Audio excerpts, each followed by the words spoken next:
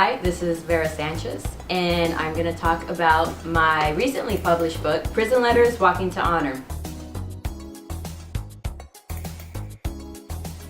So, my first book is a combination of two things. It's a combination of me telling stories of my cousin and I, Fernando, growing up, from when we were little kids to present. And in between each story that I write is a letter from him from prison, his actual letters from prison. We kept in touch for about 4 years.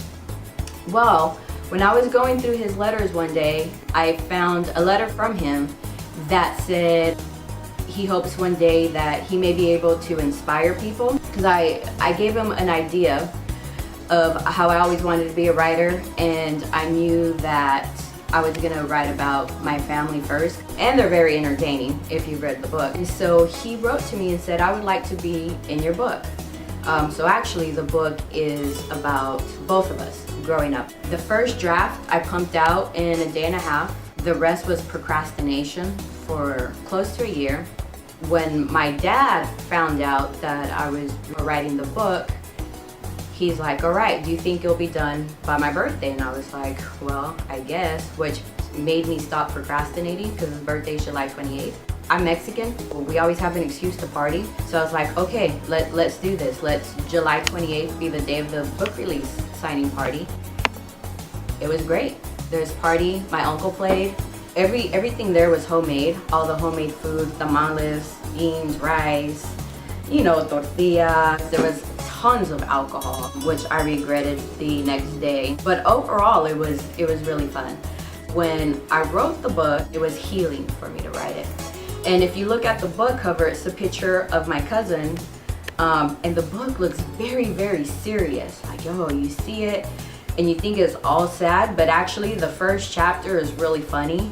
And then, I go back and forth between being funny, then being serious, and kind of being in between. I think my book, I call it like a girl on before she's PMSing, kind of moody, and then she's okay, and then she goes back to crying, and then she goes back to being okay. And that's what I feel my book is about, setting that tone.